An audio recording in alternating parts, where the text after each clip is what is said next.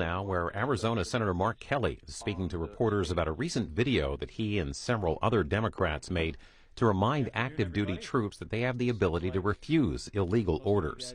This is live coverage on C-SPAN 3. And thank you for taking the time. Let me get started. So, throughout his entire career, in business, reality TV, and politics, Donald Trump has had one and only one play: bullying his opponents into silence. He did it as a failed casino owner who bankrupted his properties and screwed over his contractors. He did it as a reality TV host known for firing people. And he's done it as president who tries every day to intimidate people with no regards for the rights or well-being of the American people. I'll say this for the guy: while he's never seemed to do much else right, for most of Donald Trump's career, bullying people has worked out for him. But not now. Because I won't let it happen. The American people won't let it happen. President Trump is trying to silence me, threatening to kill me for saying what is true. And he sent his Secretary of Defense after me. And it's not going to work. Here's how we got here. A week and a half ago, Senator Slotkin and I, along with others who also served in the military and the intelligence communities, we released a video with a simple message to service members that they must refuse illegal orders. Nothing was controversial about that. Everyone must follow the law. No one may break the law. This is pretty basic stuff. Seeing that video, here's how any other president would have responded. They would have said 2 words: of course. But that's not how this president responded. We've become so accustomed to Donald Trump's behavior that it is worth emphasizing. The President of the United States said that 2 U.S. senators and 4 members of the House of Representatives should be arrested, hanged, executed for something we said, for something that is true. My family knows the cost of political violence. My wife, Gabby, was shot in the head and nearly died while speaking with her constituents.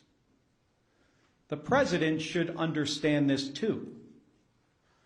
He has been the target of political violence himself. The Speaker of the Minnesota House of Representatives, Melissa Hortman, and her husband were murdered in their home this year. The Governor of Pennsylvania, Josh Shapiro, had his house firebombed this year. Then Charlie Kirk was assassinated at Utah Valley University, a place I visited just a few weeks ago with Republican Senator John Curtis. Faced with a wave like this, every other president we have ever had in the history of this nation would have tried to heal the country. But we all know Donald Trump. He uses every single opportunity to divide us. And that's dangerous. The president's words carry tremendous weight. People listen to him. And he knows that. And that's exactly why he does what he does. He makes these threats to silence people. And if that doesn't work, he abuses his power to intimidate people. And with the consent of Republicans in the United States Senate, he has surrounded himself with people like the Secretary of Defense, Pete Hegseth, who will do whatever he says with no question, no matter what. Trump and Hegseth, they care more about publicity than they do about the rule of law. That's how I ended up finding out via a tweet that the Secretary of Defense was ordering an investigation into me. The same Secretary of Defense who has, from the moment he was nominated, has been historically unqualified for this position. The same Secretary of Defense who is reported to have ordered a second strike to kill shipwreck survivors in the Caribbean. If there is anyone who needs to answer questions in public and under oath, it is Pete Hegseth.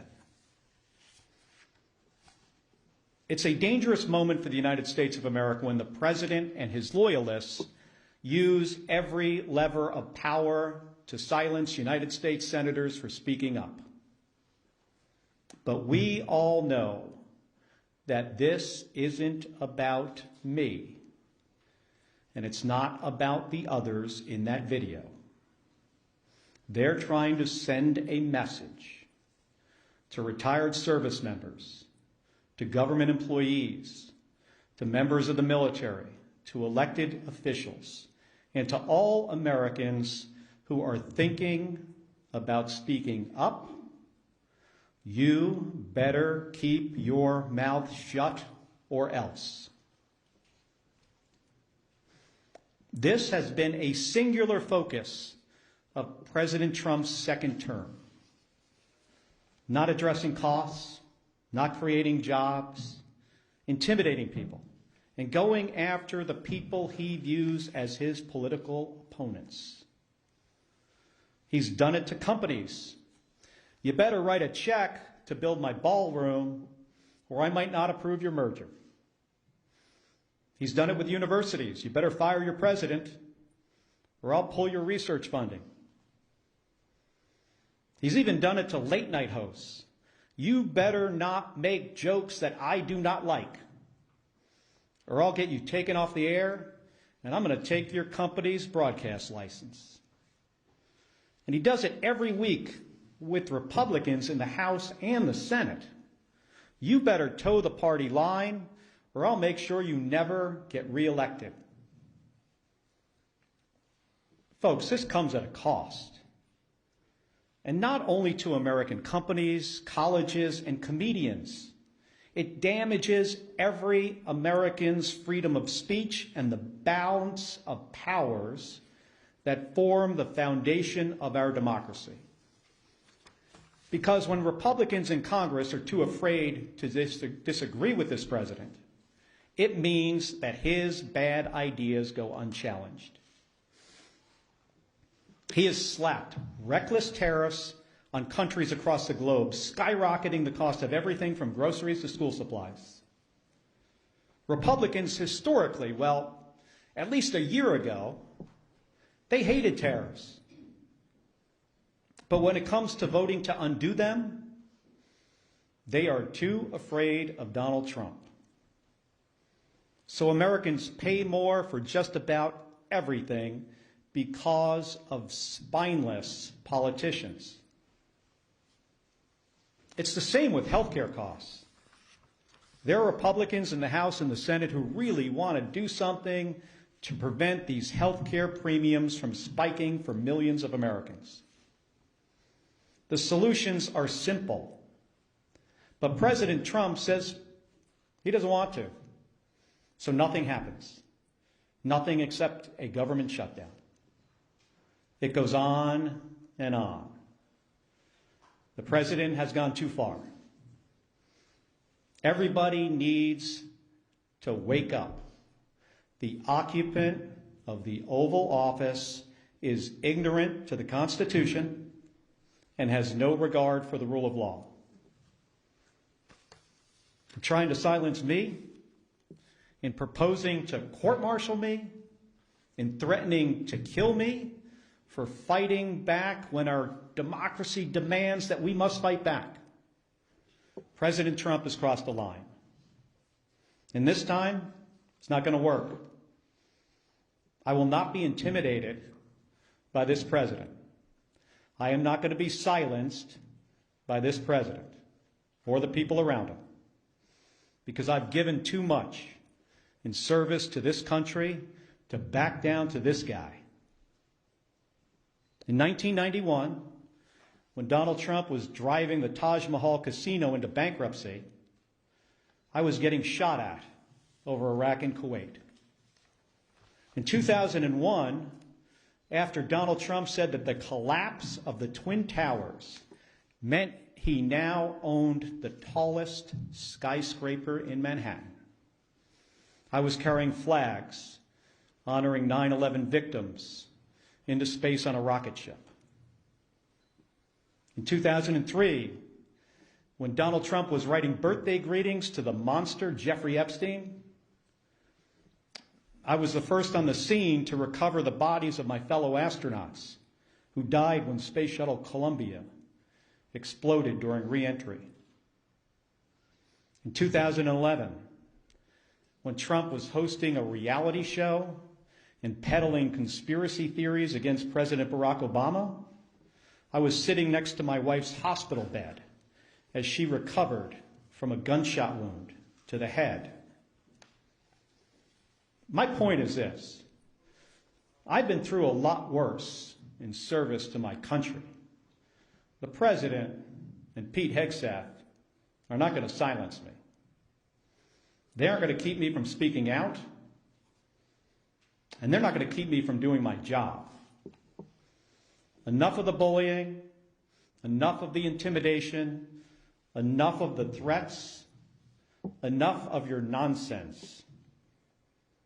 Doesn't help anyone in our country afford their groceries or pay their medical bills. And it erodes the rights of every American. My job is to fight for them, to stand up for the Constitution, and nothing is going to stop me from doing my job. Thank you, and I'll take some questions. One second. Give me that folder there.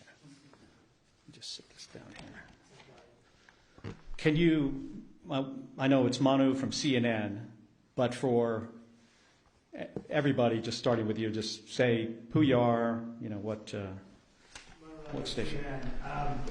The White House said today that Admiral Bradley gave the order for that second strike on the Venezuelan boat. They also said this was a lawful strike. Yesterday you said the second strike could be a war crime. You think that Bradley committed a war crime?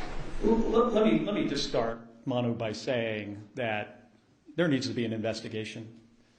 We need to pull some of these members of DOD and the military into the armed services committees in the House and the Senate. That's what the White House is saying. I hope what has been reported is not accurate. I revere members of the United States Navy, especially special operators, Navy SEALs. These are the most highly trained, individuals in our military. I have deep, deep respect for them. So I hope what we are hearing is not accurate.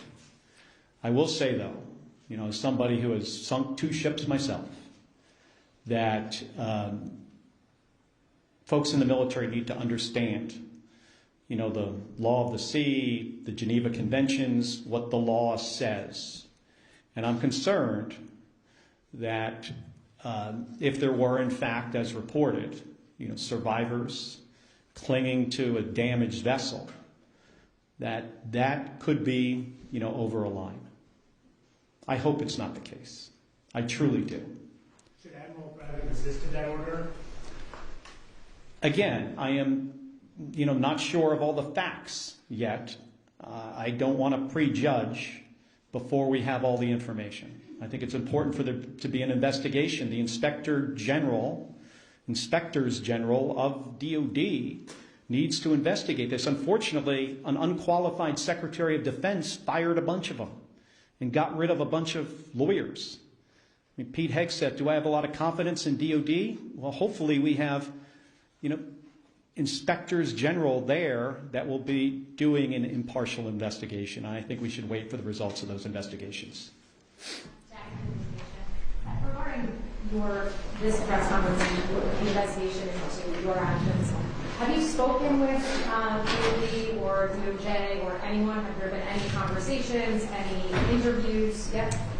Like I said in my remarks, I was notified of a potential court-martial through a tweet by the Secretary of Defense. I mean, think about that for a second. How ludicrous is that?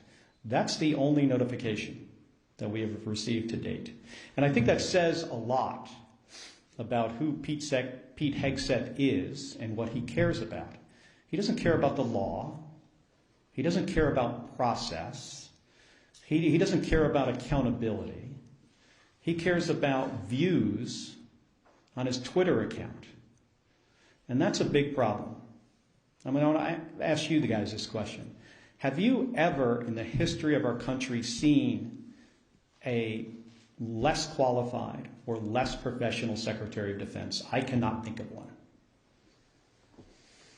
Senator Kelly, Nathaniel Reed, Scripps News. Are you concerned about threats on your life? Have you stepped up your personal security and, of course, the security of your wife? Hey, I'm no stranger.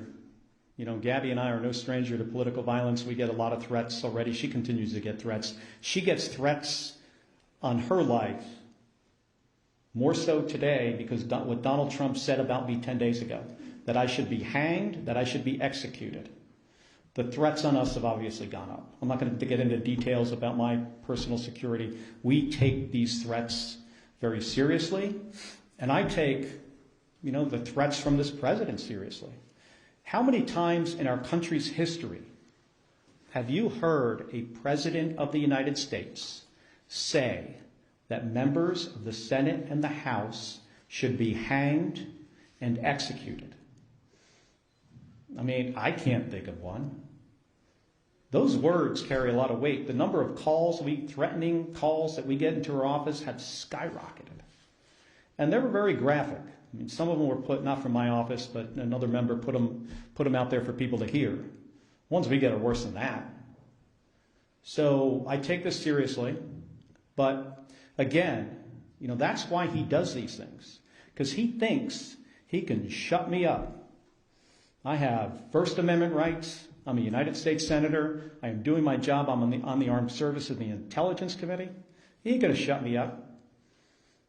I mean, he intimidates other people. I'm not intimidated by Donald Trump or Pete Hegseth or anybody else. Thank you, Senator. Nicole Killian with CBS News.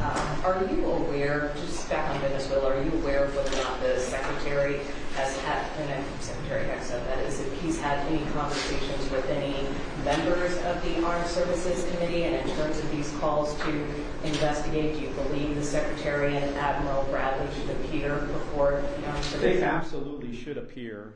I've talked to the chairman of Armed Services about it and the ranking member. They should absolutely appear. I'm not so confident they will. This is not an administration that tends to follow any norms. But we need to get to the bottom of this, of what happened. And we are not Russia and Iraq. I'm really concerned if the reporting is correct. Again, I hope the reporting about this incident is not accurate. What the White House said today actually indicated it might be, but we're going to have to see. Going back to the DOD matter, are you considering any legal action for the threats of being court-martialed or any of the tweets or threats of investigations? You mean like me suing Donald Trump for what he said? I think what he said about us is dangerous. It's ridiculous. It is a violation of our constitutional rights as Americans and our rights as senators to do our job, and he's trying to intimidate us. But I have not considered that, not at this point. Yeah. Secretary of the Home today. Do you see this as fundamentally First Amendment issue for you that you want to highlight against the president who tried to silence you? And how do you see the whole process playing out? Well, again, this isn't really about me. And that's why I think people are kind of got this a little bit off here. It's not about me. It's not about the other 5 members in the video. It's not about Alyssa Slotkin, Chris DeLuzio, Chrissy Houlihan, Jason Crow, Maggie Goodlander. It's not about us. This is about a president who doesn't want anybody to say anything that he does not like. I don't think he understands the Constitution. I'm serious about this. I think he is ignorant to the Constitution and the rule of law. And he just wants to silence us, and it starts with us. And that's one of the reasons people say, well, why wouldn't you just back off? Because this isn't about me. This is about what he will do next. Who's he going to go after next? Which service member? Which government employee? Which citizen who decides to say something that this president doesn't like? And then he goes after them, in my case with the Secretary of Defense. Who knows what's next? With the Attorney General? I mean, this DOJ has been just, attacking people for all kinds of stuff. And what's next? Our First Amendment rights? Ain't happening.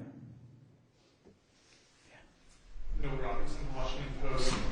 Can you tell us anything more about the FBI's involvement in the inquiry into you and the other lawmakers who appeared in the video? Have you scheduled an interview with them? We haven't heard all that much. We got notified. I think the better question is, what is their motivation? Did this come from the FBI? Do you guys think the FBI, they went into their meeting that morning and said, of all the stuff that's going on in the country right now, we got to get right on top of this. These guys said something the president didn't like, and now we've got to do something about it. Or do you think it's possible that the president told his FBI director to tell the FBI agents to reach out to these guys? So I think this is a good question for you. All of you in here should be asking the FBI those questions. I don't have the answers to them. Yeah. Can you tell us anything more about the Senate Armed Services Committee's inquiry into the September 2nd strike? The nature of the request for information submitted, what information has been sent back from DOD so far in your conversations with the chairman? Well, we had a brief on the first 3 strikes, and I have said this, before 10 days ago, that they're tying themselves in knots trying to explain why this entire operation is legal. And I imagine eventually, I hope you have an opportunity to see the legal argument that they made to do this. It's important for the American people to see it. We have to get folks before the committee. And, that process might take a little while. But I ultimately think we're going to get to the bottom of this. And again, if what seems to happen actually happened, I'm really worried about our service members. I was talking about this from the beginning of this operation, that the thing that I am most concerned about is the very difficult situations that this Secretary of Defense is going to put service members into. And it's because this guy is so unqualified for the job. I mean, think about this. He runs around on a stage talking about lethality and warrior ethos and killing people. We have the most competent, capable military this planet has ever seen by far. That's not the message that needs to come from the Secretary of Defense. The message should be about what's our mission and accountability and the rule of law and training. And let me make sure you're equipped to do really hard jobs. Let me give you all the tools you need to do something that often is an impossible mission. And instead, he runs around on a stage like he's a 12-year-old playing Army. And it is ridiculous. It is embarrassing, and I can't imagine what our allies think of looking at that guy in this job, one of the most important jobs in our country. In my view, after the President of the United States, it is the next most important job. He is in the National Command Authority for Nuclear Weapons. And last night, he's putting out on the internet turtles with rocket-propelled grenades. Have you seen this? This is the Secretary of Defense. This is not a serious person. He should have been fired after Signalgate. And then every single day after that. Just to put a finer point on it, because you were quite vocal about the sort of flimsy legality that was being offered during the briefings, were these sort of strikes that are now in the news what you were making reference to when you posted that video telling members of the military that they needed to feel okay just obeying orders that they felt were illegal? Based on who this president is and who the Secretary of Defense is, and specifically things that the president has said in the past and things he was talking about doing in the future. Let me give you an example. 2016, he's talking about something on a debate stage that was clearly illegal. And he was reminded by Brett Baer from Fox News that that would be an illegal order. Military won't do that. You know what the president's response was to that? The military will not refuse my orders. Implying that even if they are illegal, they will not refuse them. He's also talked about shooting protesters in the legs.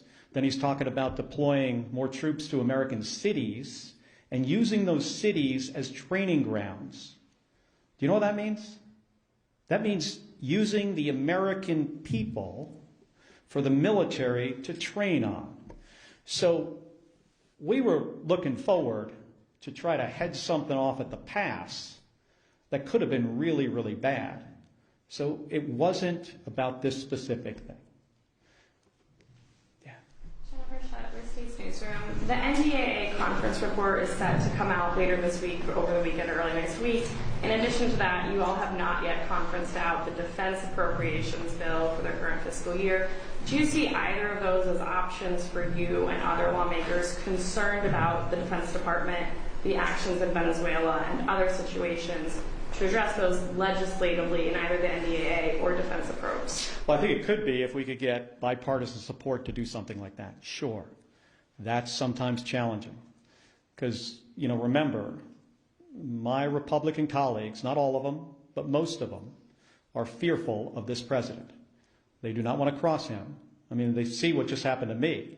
I said something that he did not like, and he said, I will be hanged, executed, prosecuted. He doesn't even have the order right. Yeah. Senator Michael Schnell with MS Now. You mentioned earlier that the video was meant to tell service members something that's already law, that they're not required to obey, to act on illegal orders. Since it already is the law, and presumably service members are aware of the law, why did the six of you guys feel it was necessary to make the video in the first place? Well, I think it's good for people to get a reminder. And we wanted to show that we had their back and we understood the situation they were in. Pretty simple. And we said something that is in the Uniform Code of Military Justice. According to the law of armed combat, we stated something pretty simple. Every service member doesn't hear these reminders as frequently as other service members. So we felt it was important to say under the circumstances. Right here. Thanks. Yeah. Thank you, Senator. Joe Capponi with the Associated Press. When you participated in the video, did you expect that the president would respond? Was that, part of your expectation? We did a video before that he did not respond to. I was really surprised that he responded at all. And I thought if he was going to respond, so what I just said when I gave my remarks, I thought he would have said, of course, members of the military shouldn't follow illegal orders. So when he said, I was sitting in the skiff next to Alyssa Slotkin, by the way, when somebody comes in with a little piece of paper and it says, I could see what it said on it as it was handed to her, the president just called for your execution. She leaves the room. 5 minutes later, she comes back. She says to me, he's called for your execution too. That was not the response we expected. Lisa from PBS. 2 questions. As you say, you're still gathering the facts. Still not clear exactly what happened here. But if the Secretary of Defense did issue an order to kill people after a second strike like this, is that an impeachable offense? Taking apart the numbers in the House, but in theory, is that a potentially impeachable offense to you? And then second, a shift, healthcare. Short time here to figure out what's going to happen in healthcare. Just what's your involvement right now in talks? Where does that stand? Well, you know, on the first question, I think that's a question for attorneys. I am not an attorney. I don't pretend to be one. But only senators and House members. That's true. Of course. I do not know the specifics, on that part, of the law about impeachment. And again, let me remind folks that we're in the early days of this. And I think it's important to get all the facts for we to understand exactly what happened. Again, I hope what is being reported is not the case. But there needs to be an investigation, and we are a country of laws. Despite the apparent situation we're in with a president of the United States who, in my opinion, does not respect the law. We're a country of laws. We've got to hold people accountable. On the healthcare, situation, we've got some time. I'd like to see a bipartisan solution because millions of my constituents, the people I represent in Arizona, and millions of more people across the country are not going to be able to afford their health care. And they're one accident or illness away from bankruptcy. People lose their health care, they die. We can fix this. We have time to fix this. We know what to do. But again, it doesn't seem the President of the United States wants to do anything on this. If he wants to help the American people, he should engage with the United States Congress on fixing this spiking of premiums, fixing this issue. Liz Ruskin, Alaska Public Media. Have you received messages of support, public or private, from your Republican colleagues? Yes. And some of it's public. Can you tell us a bit about those? Well, some people put out statements. And I got some private calls, which I will not get into. But there are some, you could Google it. There are some, positive, but we're in an unfortunate period here where we have a president that does not like to be crossed. And if he's going to say to a U.S. senator that you should be executed for what you say, that sends a very chilling message, not only through the United States Senate and the House to Republicans, but across the entire nation. Thank you, Senator. Ryan Schmell, Fox News Radio. I wanted to see whether it's the FBI or the Department of War, a lot of them are requesting hearings or investigations with you. Are you planning to cooperate if that is the case? I will follow the law. Hi, Senator Jim Husengar with the Boston Globe. You mentioned that some of your Republican colleagues have been bullied by the president. With regards to the boat strikes in the Caribbean, what's your level of confidence that this investigation in the Senate Armed Services Committee will go forward and get to the truth on this? I have confidence, tremendous confidence in the chairman of the Armed Services Committee, Roger Wicker, senator from Mississippi, and the ranking member, Jack Reed. And I've spoken to him about this, and I know he's going to try to do a thorough job. Where I don't have a lot of confidence is in the Secretary of Defense and what he has done to this department, firing JAG officers, firing inspectors general. He's decimated it. Firing people in the leadership of DOD just because of the color of their skin or if they're a woman. So I have about zero confidence in the Secretary of Defense. I have tremendous confidence in the chairman of the Armed Services Committee. Connor O'Brien, Politico. Senator Schatz tweeted this afternoon, said Pete Hegseth needs to testify in the month of December before we pass a defense authorization. And I'm just curious, as a member of Armed Services, do you agree with that approach? Should Democrats be open to potentially holding up NDAA to leverage testimony, information, whatever in this process? I spent 25 years in the United States Navy. I understand the importance of the defense bill and the programs that we authorize and the changes we make to policy through that piece of legislation. I've talked to Senator Schatz, and we'll continue to talk about this, but in general, my view, on this is we've got to be very thoughtful about how we handle the process of the defense bill. Yes. Last question. Yeah. Just to clarify, you were not briefed on the double tap of the first strike. None of your briefings have included that. If Hegseth will not testify, will you call on Admiral Halsey of Southcom to come in and testify? And then lastly, on Venezuela, should the United States strike inside Venezuelan territory, do you think that is legal? So I'm going to have a conversation with the chairman and the ranking member about who specifically, we bring in to testify, whether we do it in public or not. I would generally prefer public hearing. We should probably do both. One in a classified setting, one publicly, so the American people could see. I'm still trying to figure out the justification that Donald Trump has if he was to, conduct kinetic strikes into Venezuela. What's the goal?